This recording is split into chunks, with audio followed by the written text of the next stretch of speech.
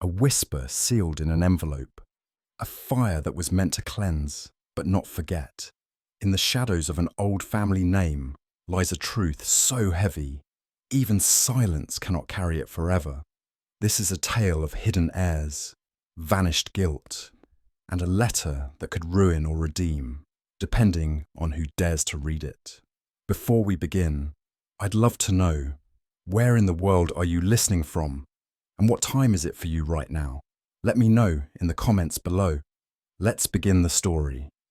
It was on a damp October morning, with the chill of the fog creeping through the window panes of Baker Street, that I found Holmes in a most peculiar state of stillness. The coals in the hearth had burned low, and though I had replenished them thrice, he neither stirred nor spoke. His long fingers lay steepled beneath his chin, his eyes fixed on a yellowed monograph entitled Traces of Alkaloids in Lesser-Known Perfumes. I had grown used to his periodic silences, but there was something in this one, something tightly wound beneath the calm. I turned a page of my newspaper without interest and glanced again at him. He had not moved in half an hour. Outside, the horses clopped and the milk carts rattled, but inside 221B, all was as still as a tomb. Then, without knocking, the door opened, and the fog came in with a man. "A peculiar fog this morning, Holmes," I ventured, partly to rouse him, partly to banish the growing weight of the silence. He blinked slowly and replied, "Peculiar, yes, but it is not the fog outside that concerns me, Watson. It is the fog that descends over the conscience, always heavier in October, I find." I was about to inquire whether he had taken up poetry when Mrs. Hudson's muffled voice rose from the stairwell, announcing a visitor in tones of such uncertainty that Holmes tilted his head like a hound catching a distant footfall. The footsteps were already on the landing. He entered without ceremony, a tall man, finely dressed, though his collar sat a touch too stiffly about his neck, and the left sleeve of his coat bore the faintest trace of ink. His skin was pale, almost grey, and his eyes, of a colour I could not immediately name, fixed first on Holmes, then on me, and finally on the small sealed envelope he held tightly in his gloved hand. "I presume I need not introduce myself," he said. "You may find it useful," Holmes replied, his voice light, "particularly if you intend to remain silent otherwise." Holmes did not rise, nor extend his hand in greeting. Instead, he observed, with that unnerving stillness of his that always suggested the case had already begun, "The glove is recent, but the ink beneath it is not," he murmured, almost to himself. "Your left hand trembles slightly, though you suppress it well, and you came by cab, not hansom, judging by the soot on your shoulder." The man stiffened. "I require your guidance, Mr. Holmes," he said quietly.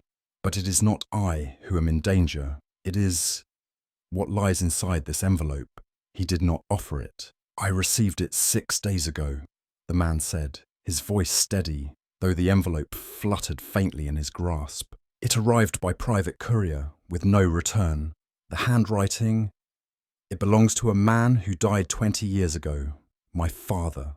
"Fascinating," said Holmes. "It bears a single line on the back. 'Do not open unless the truth becomes unbearable.' I have not opened it, nor do I intend to, not yet." "And what would you have of me?" Holmes asked. The man drew a breath. "I want you to tell me whether I should or whether I mustn't." Holmes leaned forward, his steepled fingers parting slightly. "A case," he said softly, "with no victim, no crime, no accusation, only a sealed letter and a soul too frightened to read it. That, Watson, may prove the most perilous puzzle of them all." And with that, the matter was begun. The gentleman who now seated himself before our hearth bore the unmistakable polish of the legal profession, upright posture, pale hands unaccustomed to manual toil, and a manner at once guarded and deliberate.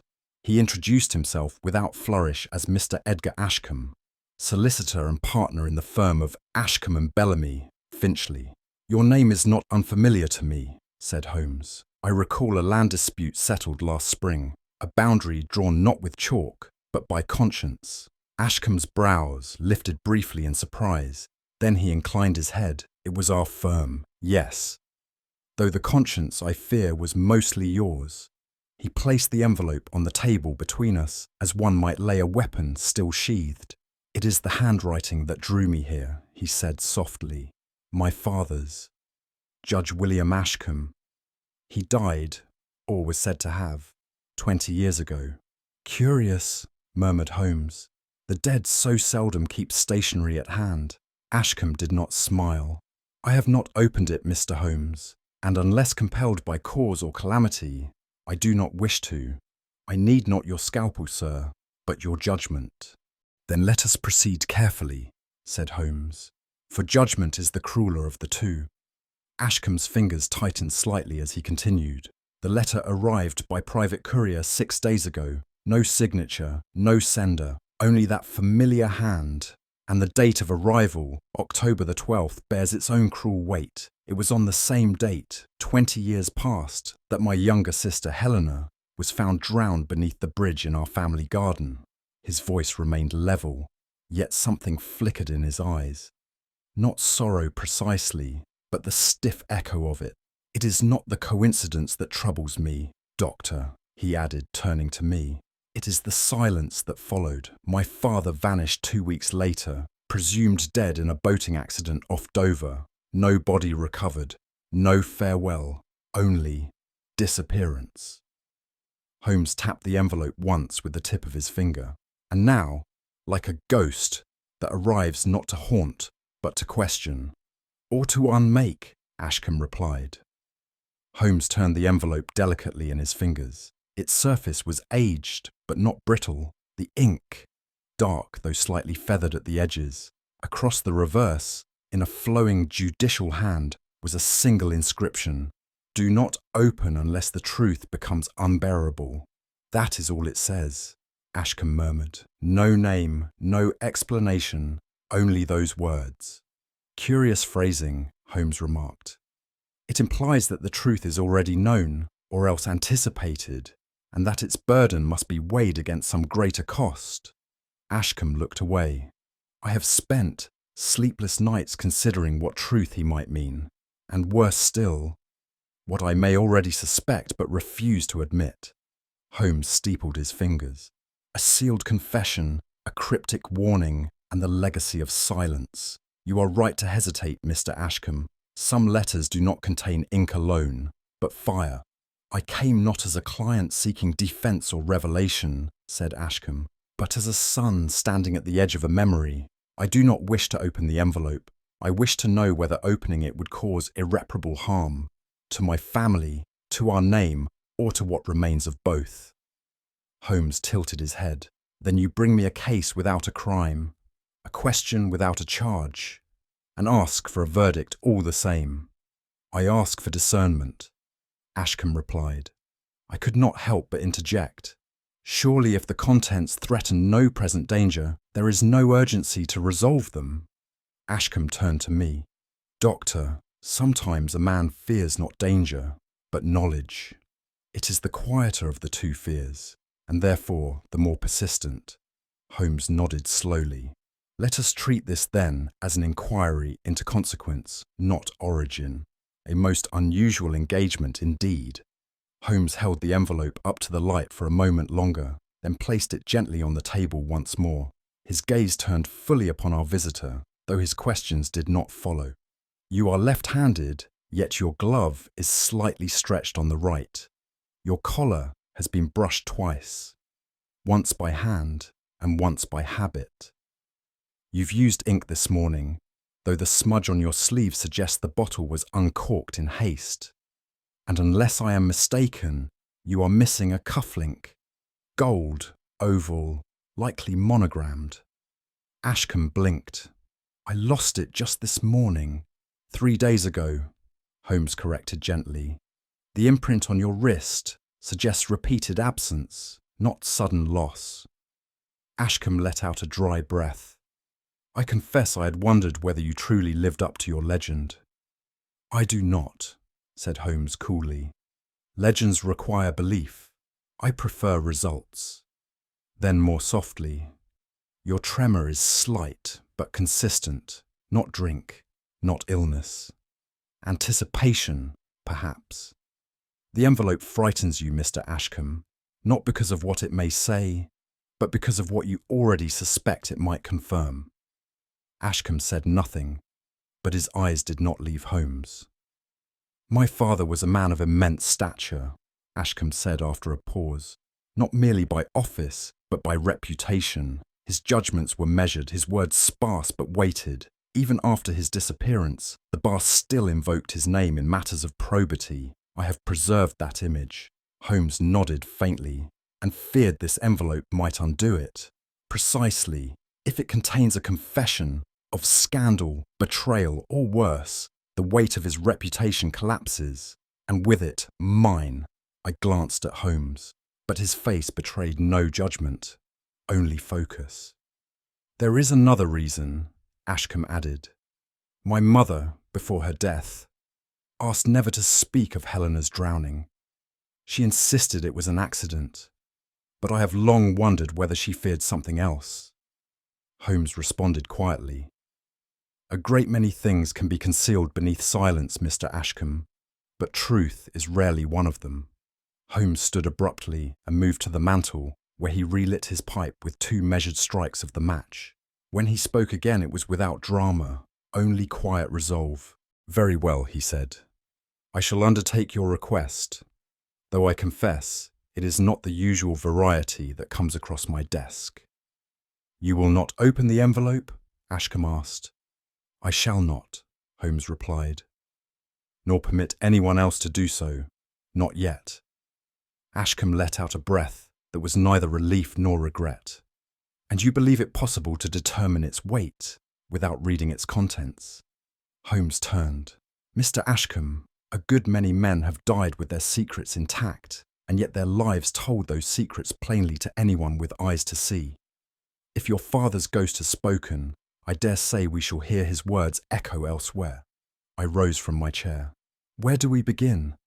Holmes glanced at the sealed envelope one final time, then looked past it as if into fog. We begin, he said, with what everyone has chosen not to say. The truth, Watson, often hides in the omissions. And with that, the invisible case was set in motion.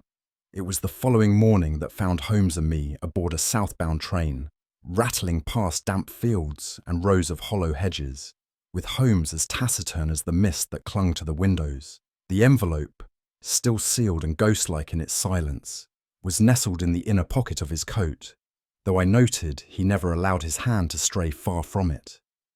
Do you believe the judge still lives? I asked, more to provoke response than from conviction. Holmes made a small noise that might have been amusement.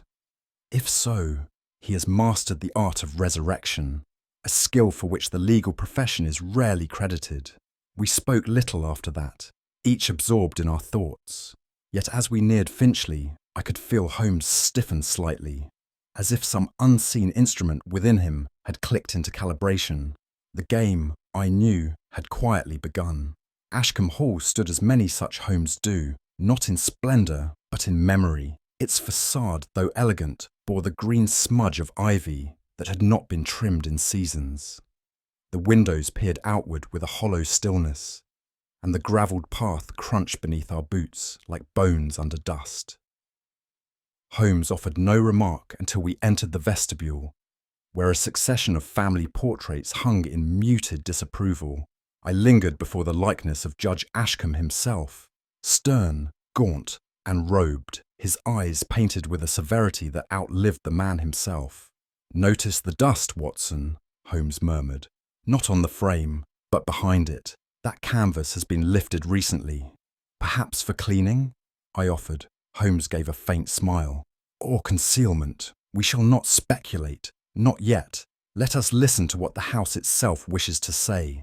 And in that place, silence spoke volumes. We made our inquiries with the tact one learns in Holmes's company, allowing others to tell half-truths, which he would then reassemble into the full picture. It was during a polite conversation with the housekeeper, a stooped and leathery woman named Mrs. Pendle, that the name Lydia Crowther emerged, at first reluctantly, then in a whisper as though the walls might still object. "She was a quiet girl, sir," Mrs. Pendle said, her eyes not meeting ours.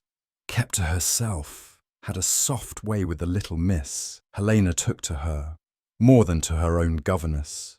"And what became of her?" Holmes asked mildly. Mrs. Pendle hesitated. "Vanished, shortly after the accident. Went off without so much as a goodbye." Holmes arched an eyebrow. "Most curious, is it not, Watson, how often people vanish when scandal grows its roots?" Mrs. Pendle stiffened. "There was no scandal, sir. The judge was a strict man, but proper." Holmes said nothing, but later, as we walked the east corridor, he remarked, "When even the dust speaks more willingly than the servants, Watson, one begins to suspect the truth has not vanished, merely changed its clothes. It was not from the household, but from the village, where tongues wag with freer rhythm, that we learned of the deeper rumour. At the tobacconist's, and again from a coachman outside the parish inn, came hushed fragments that hinted at something long unspoken. Judge Ashcombe was fond of discretion, one muttered. Too fond, if you ask me. Some said he had reason to keep the staff close, too close. I relayed this to Holmes as we walked along the fog's softened path behind the manor, where the garden sloped gently toward a long, dry, ornamental pond. "He was seen walking with the maid," I said. "Often, more than once at dusk." Holmes nodded, his eyes scanning the overgrowth, and shortly thereafter the child drowns, the maid disappears, the judge vanishes. The narrative, Watson, writes itself, which is precisely why we must distrust it. You believe the gossip false? I believe it convenient, he replied. And convenience is the first cousin of lies. At that moment, Holmes crouched beside a stone bench, brushing away a layer of dead leaves to reveal a faint etching, the initials L.C. "There," he said simply, "not vanished, remembered." The judge's study lay in a rear chamber panelled in dark oak and lined with law books whose spines bore the wear of earnest reference.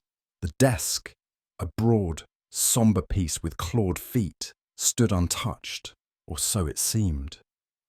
Holmes, with a reverence I had seen him reserve for crime scenes and chemical glassware, began his inspection. He ran his fingers along the lip of the lower drawer, then knelt before the middle section.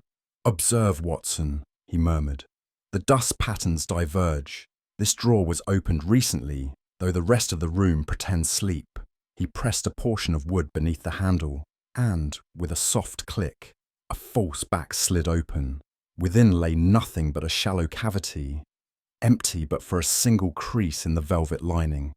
Something was kept here, he noted, and removed within the last month, judging by the angle of the imprint, perhaps a box or a thick bundle of papers. "And you believe it related to the envelope?" "I believe it predates the envelope by precisely 1 day, he said. "And that, Watson, is no coincidence. The study has remembered what the housekeeper would have us forget." Holmes lingered by the desk a moment longer, then drew a long breath through his nostrils. "Lavender," he said, "the kind used in dressing mirrors a generation ago. A scent, once common, now nearly vanished." I sniffed the air and caught it faintly, a ghost of perfume lingering in the cracks of memory. "Judge Ashcombe's wife, perhaps?" I asked. "Possibly, but more likely Lydia Crowther," Holmes said. "It is the scent of concealment, of something wiped away." He pointed to a faint smear on the edge of the blotting pad. "Ink, not fresh, but softened by damp cloth. Someone attempted to clean this. Badly." Holmes turned the blotter over, revealing a mirrored impression. "W.A., he read aloud. "And a stroke that could be an A or a 4. The rest is ruined, but enough remains." "W.A.? William Ashcombe?" "Or a fabrication," he mused. "But no forger leaves half a signature. They either imitate or abstain. This is hesitation. guilt. He then moved to the carpet, his hand gliding across the weave.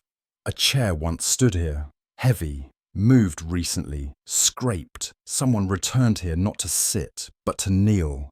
His eyes gleamed. People hide things in high places, Watson, but their shame, almost always, they hide low. Outside, in the failing afternoon light, we found the gardener tending what remained of the hedgerows. He was a wiry, weathered man, with the squint of one who peers into dirt, more often than daylight. Holmes engaged him with a kind word about rose grafting, always a successful entree, and soon turned the conversation. "Have you had any visitors, Mr. Sykes?" The old man grunted. "Only young Ashcombe. Came to tidy the judge's desk," he said, "though I've not seen him do that before." "And has anyone else sought access to the garden shed of late?" Sykes looked up sharply. "Funny you mention that. 3 weeks past, there was a woman. Said she was looking for a lost ledger. Had the judge's old key. How? I don't know. I let her in, but didn't stay." "Did she return?" "No, sir. And when I went back, I found the shed relocked. Nothing looked moved, but I'm not so sure." Holmes's expression remained unreadable. "You're sure it was a woman?" Voice was soft, but firm. Wore gloves. Smelled of lavender. Holmes nodded slowly. And thus, Watson, the ghost walks once more, this time through the garden. As we returned through the corridor, Holmes walked in silence. His brow was slightly furrowed, not from doubt, but the precision of mental weaving. At length, he said, "Let us examine what we now possess. A sealed envelope in the hand of a long-dead judge, a vanished maid, who was close to both daughter and father, a hidden compartment emptied shortly before the letter's arrival, and a visitor, likely female, who entered the shed with a key thought lost." "Do you suppose the shed contained what had once lain in the desk?" I asked. "I suspect," Holmes said, "that it once contained what the envelope now promises. Confession." He halted, fingers resting lightly against the banister.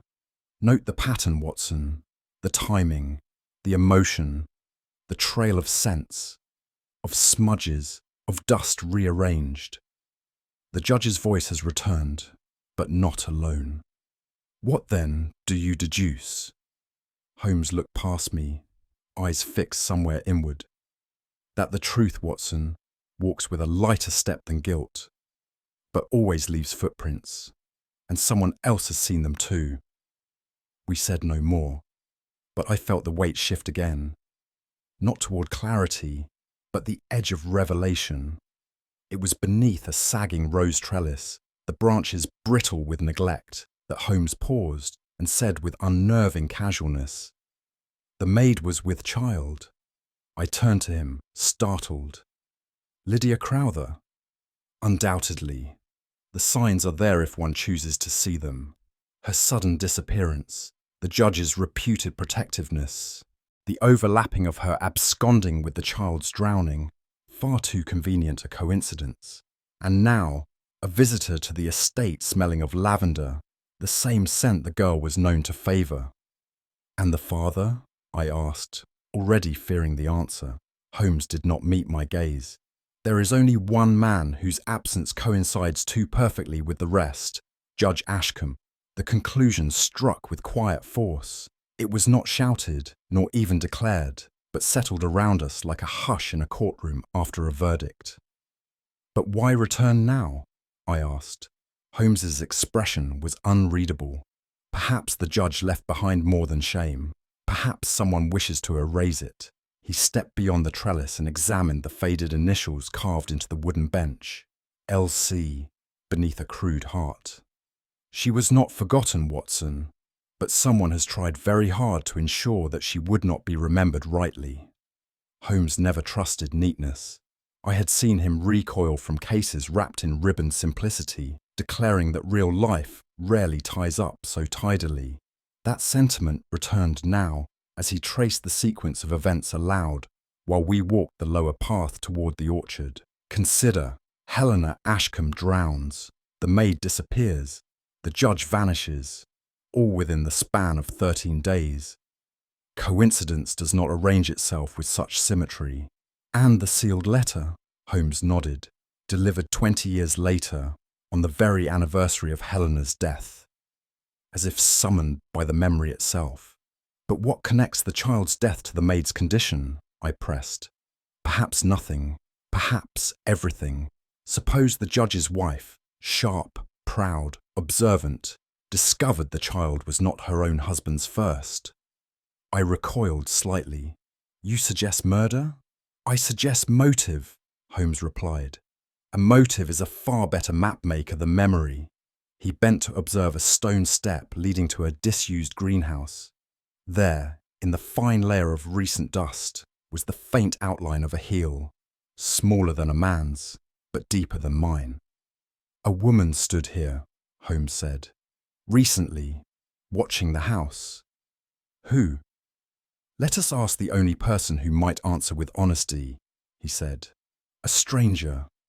Crowhurst Lane curved north from the estate, its hedges high and unkempt, its gravel worn down by years of disuse. At the edge of this forgotten road stood a smaller manor, once fashionable, now respectable only by the sturdiness of its stone. It was here that Holmes's inquiries had led us, and here that we met Mrs. Elspeth Devlin. She was a woman of perhaps 60, with a posture too straight for comfort, and hands that bore neither softness nor tremor. Her gaze was that of one accustomed to unspoken things. Holmes introduced us under a false name, presenting himself as Mr. Philip Renwick, an archivist studying rural family histories for a genealogical registry. An odd hobby, she remarked, not unkindly. The dead often speak louder than the living, Holmes replied with ease. She led us to a modest sitting room with lace doilies and an air of deliberate austerity. You knew the Crowthers? Holmes asked conversationally. My sister was Lydia Crowther, she said after a long pause. Her voice did not break, nor did her gaze falter, but I saw her fingers curl slightly inward, as if closing around something that had once been warm and now was simply missing. Holmes played the rural historian with impressive conviction. He asked about census records, the spelling of names, midwives and stonemasons. I poured tea that was more ceremony than substance, while Holmes allowed silences to stretch like fishing lines, waiting to see what truth might bite. She left suddenly, Mrs. Devlin said at last. Lydia, there was never word of her since. Did she mention why? Holmes asked gently. Mrs. Devlin hesitated, then nodded. There was a letter. She sent it the day before she vanished, told me to keep it safe, said it would explain everything if she were ever spoken of again. Holmes leaned forward ever so slightly. And did it? Mrs. Devlin's voice dropped. It named someone, a name I burned into my thoughts for years. May I ask what became of the letter? Her eyes flinched. Stolen. Years ago. My chest was broken into. I never reported it. Who would I tell? Holmes allowed silence to resume, then offered a faint smile. Letters vanish, but names once spoken do not burn so easily. She said nothing more, but her hands trembled slightly as she reached for the teapot, as though afraid it, too, might vanish in the telling. She wrote it in her own hand, Mrs. Devlin said, at last releasing the weight she'd carried alone. There could be no mistake. The name was Ashcombe. I exchanged a glance with Holmes, whose expression remained precisely as it had been a moment before, measured, still, and fathoms deep. She said the judge promised her help, Devlin continued. He gave her a pendant, paid for the midwife in secret, but then Helena died, and everything turned. Do you believe Lydia was involved in the child's death? I asked, careful not to sound accusing. No, she said at once. Lydia was terrified, not of the girl, but of someone else. Someone who discovered what should have remained hidden, Holmes added. Devlin nodded. She was gone 2 nights later. Holmes stood and thanked her politely, saying nothing more. Outside, the wind had begun to stir the trees along the lane. She did not lie, Holmes said to me, once we were clear of the house. Her grief was unpracticed. It bore no theatre. And the name? She spoke it too easily, Holmes replied. which means someone else has worked very hard to keep it buried. But Watson, names never stay buried for long. Mrs. Devlin had spoken of the letter Lydia wrote, the one naming Judge Ashcombe, but claimed it was taken years ago, stolen from a cedar-lined chest she kept beneath her bed. The lock, she said, had been pried with a dinner knife. Nothing else was disturbed. Holmes had asked no further questions of her at the time, but as we walked back down Crowhurst Lane, he said, "There is no mystery in the missing letter, Watson, only motive. You believe someone took it from her deliberately?" "I believe someone was watching more than one door," he replied. "And that the contents of that letter were deemed dangerous enough to warrant theft, but not destruction. What use is a letter if not to reveal? To threaten revelation," Holmes said. "To hold it, unread, is to keep a weapon in reserve. And who would want such a weapon?" He gave me a sidelong glance. Who, indeed? Someone with access to both the Ashcombe house and Crowhurst Lane. Someone trusted. My mind turned to our client. "You suspect Edgar Ashcombe?" "I suspect proximity, Watson. And in the Ashcombe household, proximity is as telling as blood." He said no more until we reached the garden gate, but I saw his pace quicken. That evening, Holmes retired to the guest quarters of Ashcombe Hall with the envelope in hand. I found him an hour later seated at the writing desk, the envelope still sealed, his expression unusually contemplative. "I begin to believe the letter is authentic," he said without preamble. "Not forged, not manipulated, but genuinely written by Judge Ashcombe." "But that would make it his final act," I said. Holmes nodded. "A man fleeing disgrace does not write with such precision, but a man shouldering disgrace he writes to preserve, or to atone." He gestured to the envelope. "Consider its arrival, timed precisely to the anniversary of Helena's death. Its script bears the judge's curvature, and the paper, Blenheim weave, was exclusive to chambers on Chancery Lane, and the ink, formulated with soot and arsenic trace, both typical of barristers' inks in the early 1880s. I felt a shiver pass through me. "Then what does it contain?" "Not accusation," he replied, "nor absolution. I suspect it is a reckoning, perhaps even a transfer of moral debt." "And you still won't open it?"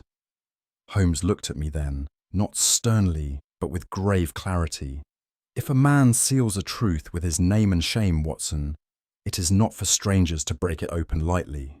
It was late, and the fog had rolled in thick and stubborn when Holmes roused me from the armchair near the fire. "Dress warmly, Watson. There's someone watching the house." I blinked. "Who?" "Unknown, but they've passed the same gatepost 3 times in the last hour. Once eastbound, once west, once pausing to adjust a glove. And you believe they're not simply lost? Lost men do not pause beneath lampposts to light matches in fog," Holmes said sharply. "They watch to see which windows flicker." A moment later he turned to me with quiet urgency. "I need you to follow Mr. Ashcombe discreetly for the next 2 days. His habits, his errands, his conversations, especially with household staff. You think he's hiding something? I think someone is hiding something, and whether it is him or someone using him, we shall soon learn. And you? I shall prepare our next move," he said. "But from this point, we must tread carefully. Truth, once disturbed, does not return gently to its grave." As I stepped into the swirling fog outside the manor, Holmes's voice followed me softly. "Remember, Watson, observation is a skill, but being observed is a warning." Holmes sat, cross-legged on the carpet of our Baker Street sitting room, the fire casting long shadows across the hearth as he wrote in that precise, elegant hand of his. Slow, deliberate, not for artistry, but for effect. He was composing a letter, but not one meant to inform. It was, in every sense, bait. "The soul that watches will see the hook," he murmured, folding the sheet with clinical satisfaction. "But they may yet choose to bite." "To whom is it addressed?" I asked, glancing at the envelope which bore no name. "No one. "And thus to everyone," he replied. "It will arrive at Ashcombe Hall by morning post, addressed only to the estate. The contents state that the envelope will be publicly opened tomorrow evening in the solicitor's office at 6 precisely, even though you have no such intention." "On the contrary, Watson, I have every intention of not opening it, but someone else may have other ideas." He sealed the anonymous letter with a precise press of wax and handed it to me. "Have it posted from Finchley with a penny stamp. The message is simple, but its implications, as with all things human, are infinitely complex." That evening, as the coals glowed orange and Holmes puffed at his pipe with a particular rhythm I'd come to associate with rapid thinking, he laid out the plan with the calm assurance of a chess master positioning his final move. "You are to return to Finchley tomorrow, Watson. Arrive in the afternoon. Do not visit the house. Walk, linger, observe, and most importantly, keep Mr. Ashcombe within your sight. You think he suspects something. I think someone is relying on his inaction, and that, my dear fellow, can be more dangerous than guilt." "And you?" I asked. "I shall return to the estate in advance. With the help of Mr. Pendle's keys and Mrs. Hudson's culinary decoy, I shall make my way to the judge's study before twilight." "You mean to wait there, all night?" Holmes gave a faint smile. "Stillness has always suited me." He refilled his pipe. "Someone will come, Watson. Whether to destroy, retrieve, or plant something anew, they will come." He gazed into the fire. "Conscience is a wretched bedfellow. It rouses the guilty at the strangest hours." He turned to me. "So let them come at midnight. I shall be awake." I arrived in Finchley the next day under the pretence of business at the pharmacy and a visit to my tailor, though my purpose was altogether more secretive.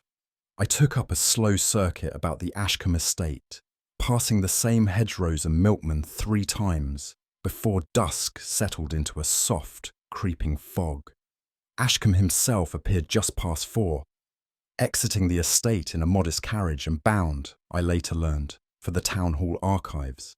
He returned promptly by 6, stopping only to tip his driver and mutter a word to the stable hand.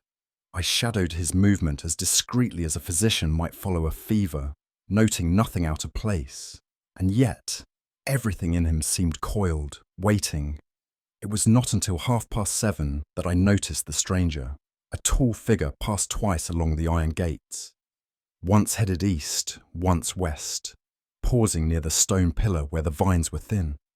At first glance, I mistook the gait for a man's, but the shape of the shoulders, the stillness when standing, these hinted otherwise. The figure paused once more, adjusted a glove, then melted back into the fog. My heart began to race. Someone was watching, not Ashcombe, not me. Someone watching the house. The clocks had just struck midnight when Holmes later recounted to me what transpired. Though, knowing his manner, I imagined each moment with agonizing clarity. The study at Ashcombe Hall was dark, but not entirely unlit. Holmes had left the coals banked low in the grate, their dying glow enough to cast shadows, but not enough to reveal presence. He had taken up position behind the judge's armchair, silent and unmoving. It was, he said, exactly 12:17 when the latch gave a soft click. A cloaked figure entered with the familiarity of one who had passed through that door many times. There was no hesitation in the steps. The figure moved directly to the desk, reached for the second drawer, the same one Holmes had investigated days before, and paused. Holmes said he could hear the breath catch. Then, from the cloak, a hand emerged clutching something slim and pale, a folded sheet, yellowed with age. The intruder held it up against the firelight, scanning the watermark. The motion was careful, knowing. It was then Holmes stepped forward, quiet as judgment. "I believe, madam, you are searching for what cannot be found." The figure turned with a gasp. It was Mrs. Elspeth Devlin. She did not cry out, nor flee. Instead, she removed her hood with a slowness that felt more like surrender than surprise. I wondered if you'd be here, she said, her voice hoarse but steady. Holmes regarded her without expression. You should have wondered if someone else would. She sank into the judge's chair without invitation, her fingers still curled around the stolen page. It is not the judge's letter, she said quickly. It's mine, a copy of what Lydia wrote, or what I remembered of it. Holmes raised an eyebrow. And forged in his hand? Copied, she said, defiant now. Copied so no one would ever look deeper, so that if it were found, it would end questions, not begin them. For whose sake? Holmes asked quietly. She hesitated. Lydia's and the boys'. And yes, the judge's too. He was many things, but not a monster. He panicked. They all did, but it was my sister who paid. Holmes stepped closer. You feared the truth would bring scandal, and so you replaced it with something worse. Silence. She looked up. I thought that if I made the lie strong enough, no one would go looking. Holmes studied her, then turned away. The letter you forged will not be read, but the one your sister wrote still lingers. Mrs. Devlin closed her eyes. I only wanted to bury the pain, not the memory. Holmes sighed. The dead, madam, rarely stay buried when they are loved. And with that, the trap was complete. Not with chains, but with confession. Holmes took the folded sheet from Mrs. Devlin's hand with the delicacy one might afford a relic, not out of reverence, but scrutiny. He unfolded it slowly, his eyes narrowing with each line. The impression is excellent, he murmured, but it is not the original. Mrs. Devlin said nothing. He held the letter up to the dim firelight. The ink has sunk unevenly. Your pen was not a reservoir model, as Judge Ashcombe's was. And the paper, this was cut from a solicitor's ledger, whereas the judge favoured French linen stock, which folds with a softer crease. But you already knew that. She flinched. I obtained samples, he continued, of Ashcombe's known correspondence from the archives at Gray's Inn. I also consulted with a Mr. Ledbury, a retired ink chemist in High Holborn who owes me a favour. He confirmed what I suspected. This was not the same formula. But you just said it looked like his, she said faintly. Indeed, you mimicked the loops of his G, the arched M of his signature. Admirable, but mimicry and authorship are not the same. Holmes laid the letter down and withdrew a second and far more brittle, the ink brown where it had once been black. This, he said, is the original. It never left the judge's possession. It was hidden not by you, but by Ashcombe himself. Mrs. Devlin's face crumpled. Holmes looked at her, not with pity, but a precise detachment. I recognised his hand the moment I saw it, and yet it is the hesitation in the last sentence, that little blot, the wavering dash, that told me what I needed. This was not the hand of concealment. It was the hand of a man in remorse. Mrs. Devlin sat silent for a long while, her gloved hands folded in her lap like the final punctuation to a life of quiet grief. Holmes, meanwhile, stood by the hearth, gazing into the fire with a kind of grim serenity. I thought it would stop the gossip, she said at last. If there was a letter, something noble, something final, they would accept it. They would stop digging. Holmes turned to her. But you did not write it for them. You wrote it for yourself. You needed to believe that Lydia's tragedy had an honourable frame. One act of kindness before the dark. She looked at him, eyes red but unblinking. And what harm did I do? Holmes tilted his head slightly. That depends on your definition of harm. You did not mislead the police, for they never asked. You did not destroy evidence, though you came close. But you did construct a false truth, and in my profession, that is no small thing. She rose. Would you have let her memory drown in scandal? I have seen truth do worse than scandal, Mrs. Devlin, he replied. But I am not a priest. I weigh motives, not morals. He gestured to the forged page. You did not intend deception. You intended protection. And while one may argue that shielding the dead from judgment is a noble effort, I cannot say it brings justice to the living. She looked at him helplessly. Holmes folded his arms. There is no law against misremembering pain, but there is a cost. You have paid it in silence. The wind rattled the window latch. Holmes added softly, Lydia deserved a full truth, not a softened one. And in that moment, the fire cracked, as if it too had decided something final. I arrived just as the first strands of dawn bled into the grey.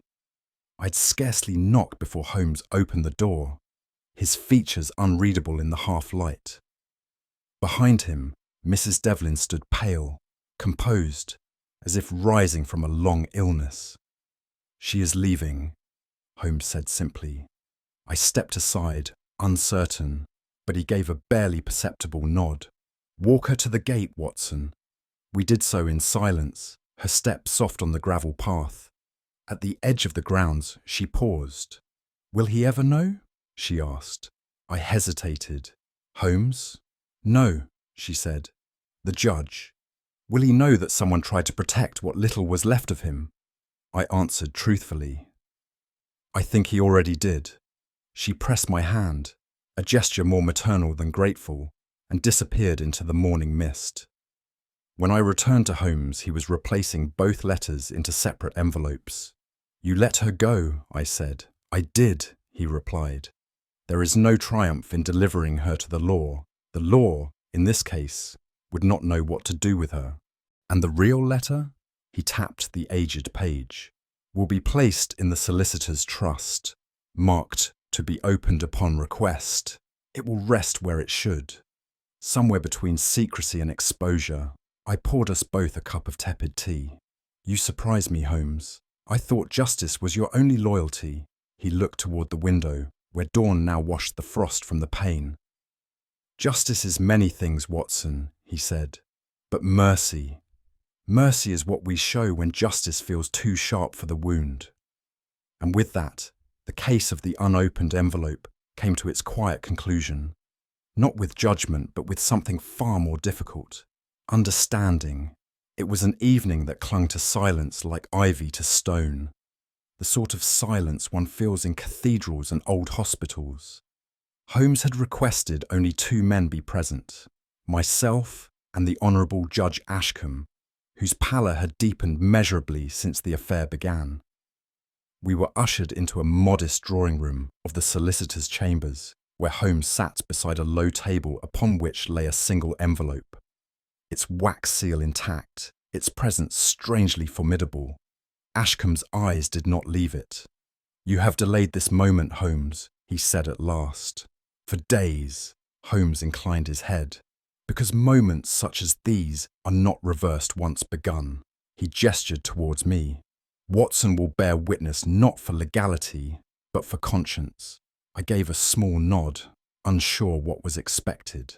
With careful fingers, Holmes broke the seal. The paper within was yellowed at the edges, and as he unfolded it, the crackling sound of time itself seemed to echo through the room. He read silently first, his eyes narrowing. Then, without dramatic flourish, he began aloud. The letter bore no confession of murder, no names of accomplices, no villainous intrigue, but it held something worse. "A truth unfit for newspapers," Holmes murmured. "And yet, the only truth that matters." Ashcombe sat stiff as the chair beneath him. Holmes folded the paper once more, his face unreadable. "What you are about to hear," he said, "was never meant to stand before a jury, but it shall stand before you both." Holmes began reading again, his voice level and deliberate, though his cadence slowed at certain phrases, as if the weight of the words clung to his tongue. "There was no crime," the judge had written, "at least not one the law would prosecute, but there was guilt, choking, relentless guilt, that no magistrate could erase." He described a summer afternoon at the Ashcombe estate, a gathering of the family to which Lydia had been reluctantly invited. Her presence, though blood, had always been perceived as an intrusion, a private disgrace dressed in civility.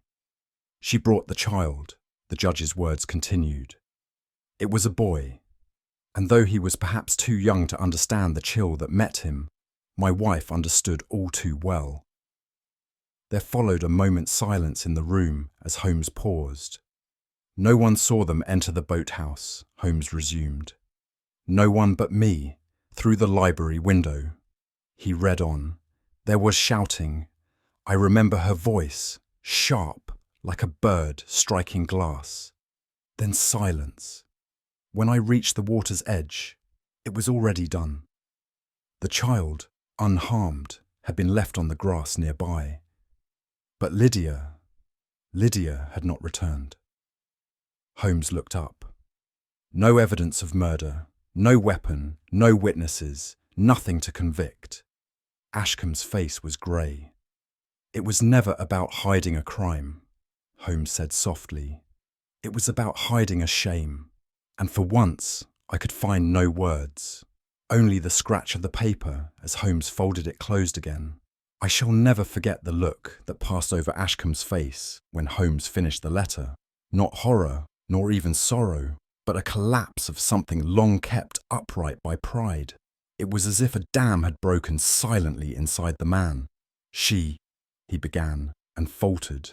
My wife was not a cruel woman. No, said Holmes. Only a mother who loved her family more than she feared her own fury. Ashcombe lowered his gaze.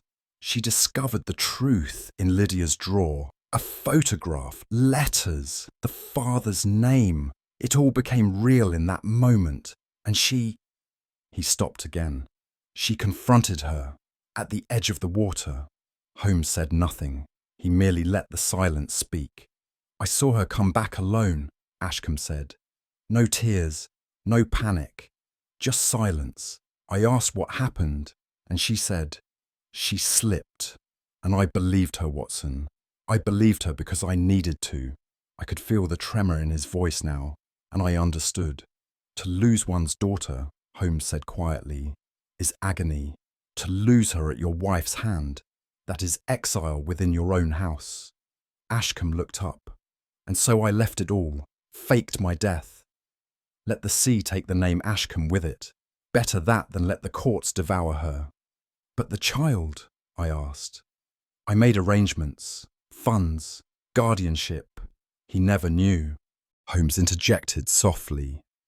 A man cannot serve two loyalties. You chose the family name over the family truth. Ashcombe at last nodded. Holmes rose then and crossed to the window, his profile illuminated faintly by the gathering light outside. You vanished from England not out of fear, he said, but preservation, not for yourself, but for the image of a house you believed still stood, though its foundations had crumbled long before. Ashcombe did not speak. He merely watched Holmes as though through a glass, removed and reverent. I arranged the drowning scene, the judge admitted. A watch left on the rocks, boots in the tide. The carriage driver was bribed to forget. It was all too simple. And yet, Holmes said, you returned. Ashcombe nodded. When I heard whispers that Lydia's name was again in circulation, that someone had begun to question the official story, I knew I had to come back, if only to seal it for good. And Mrs. Devlin? I asked.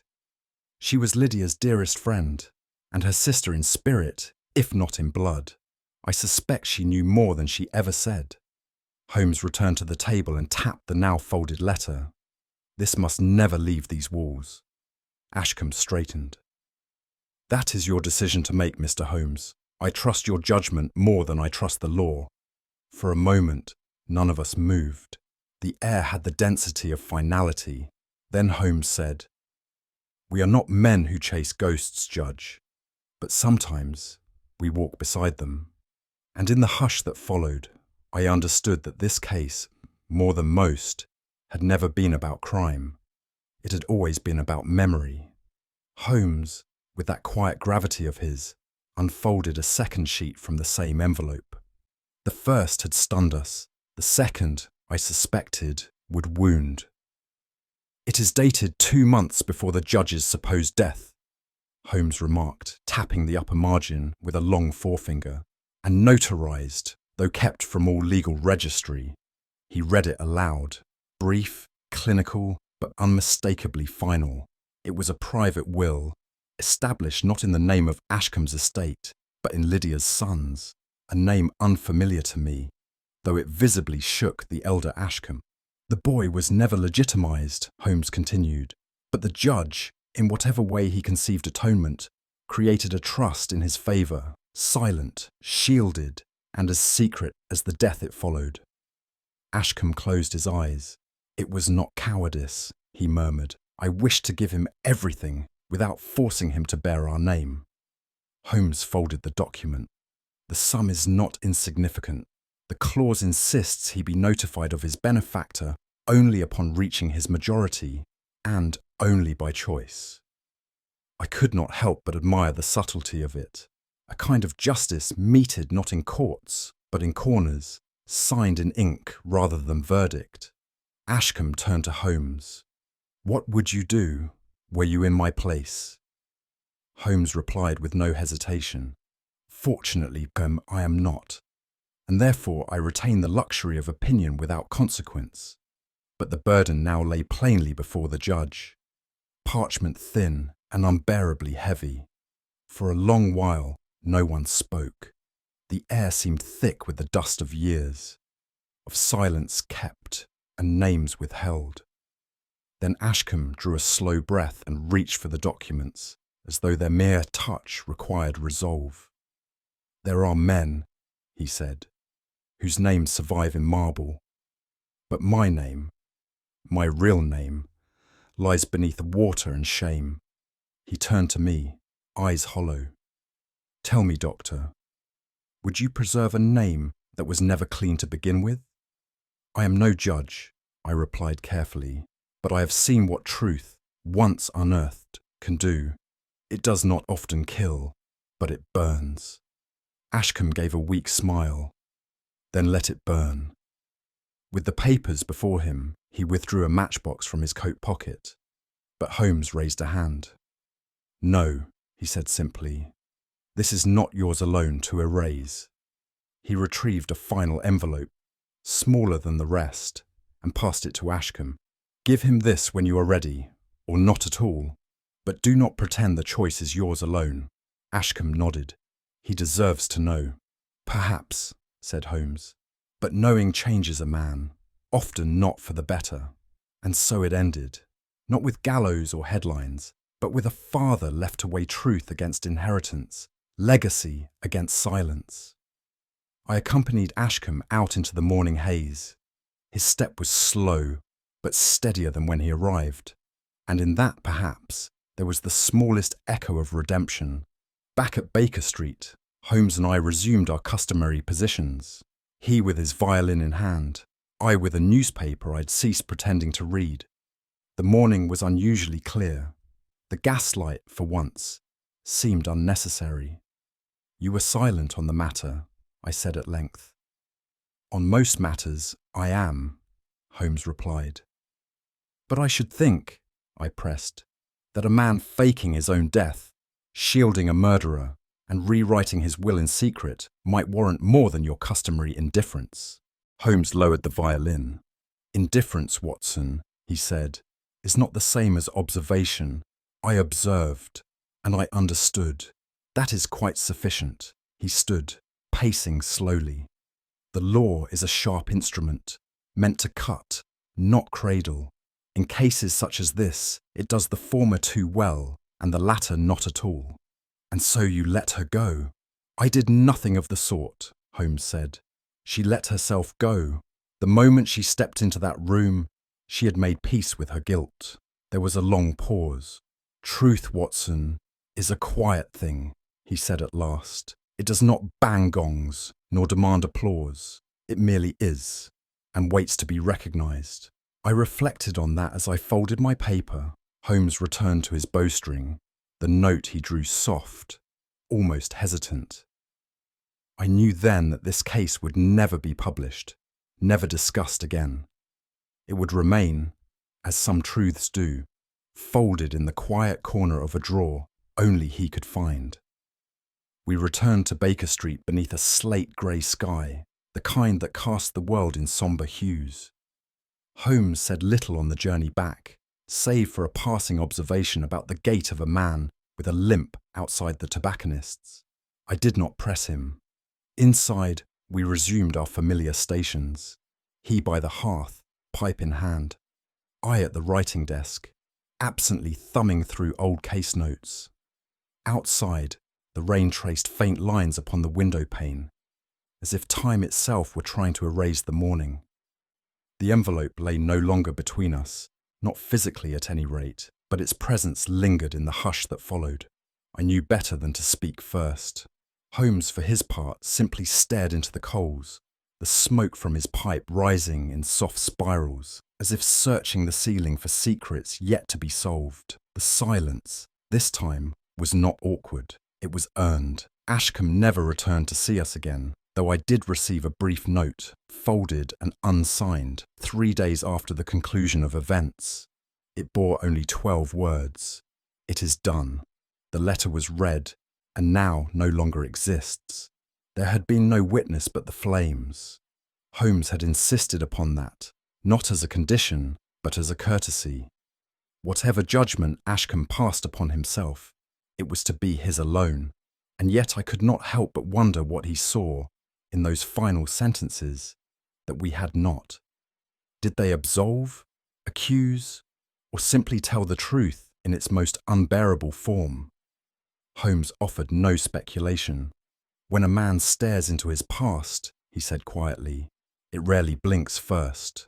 Thus the truth, whatever its weight, was buried not with shame, but with deliberation, not denied, merely extinguished. And in that extinction, perhaps, there was its own strange honour. A fortnight later, I received word from a solicitor in Bloomsbury, retained, anonymously of course, to establish a small but respectable educational fund for a minor whose mother had died some years prior under tragic circumstances. The boy's name was not Ashcombe, nor ever would be. There was no reference to lineage, no birthright proclaimed, only a condition that the funds be used for his schooling and that he never be informed of their origin. Holmes read the letter once and said nothing. But I saw the twitch of his fingers, the same motion he made when declining applause. Discretion, he murmured at last, is merely truth with its coat turned inside out. The boy, I am told, is fond of poetry and mathematics. He is unaware that his life was shaped, not by names or scandal, but by a father's quiet penance and a detective's unwillingness to condemn where understanding sufficed. Holmes tapped his pipe against the hearth and studied the ash that fell. There are letters, Watson, he said, that cry to be opened, and others that beg to remain sealed. He leaned back. One learns in time that restraint is not the absence of action, but its highest form. I nodded, uncertain whether he referred to the judge or to himself. Holmes, of course, did not clarify. He merely smiled that thin, elusive smile of his, the one that spoke more of riddles than resolutions. And then, quite suddenly, he turned his gaze to the mantel. Something had arrived. There came a sharp rap at the downstairs door, followed by hurried footsteps on the stair. Mrs. Hudson entered bearing a yellow telegram on a silver tray, an odd juxtaposition of elegance and urgency, as only life at Baker Street could produce. Holmes rose before I had even broken the seal. A diplomat's residence in Brussels, I read aloud. Safe emptied. Access unknown. No signs of entry. Holmes was already reaching for his coat. At last, something refreshingly impersonal, he said. Shall I telegraph them back that we're en route? I followed him to the door. And what of this last case? He paused only a moment. This one was never mine, Watson. It was theirs, and best left behind. He smiled, not warmly, but with that sharp flicker of energy I had long since come to associate with the scent of tobacco and the thrill of the chase. The game, once more, was afoot. Holmes sat motionless, his fingers steepled beneath his chin, as the last of the pipe smoke curled above us like the ghost of an unspoken name. Remarkable, he murmured at last, not for the cleverness of the deception, but for the quietness of its preservation. Some truths, Watson, do not demand exposure, only understanding. The judge spared a name, not to hide a crime, but to guard a love twisted by grief. And in that, perhaps, lies the strangest mercy of all. I said nothing, watching the embers fade. In that silence, I felt the weight of a case that left no body, no culprit, and yet, unmistakable consequence. What do you think was the true turning point in this case? The hidden will, the judge's silence, or the moment someone chose not to act? Share your theory in the comments. I read everyone with curiosity, and if this mystery stirred your imagination, don't forget to subscribe for more untold cases from Baker Street. Pass the tale along to a fellow sleuth. After all, some stories are best solved together.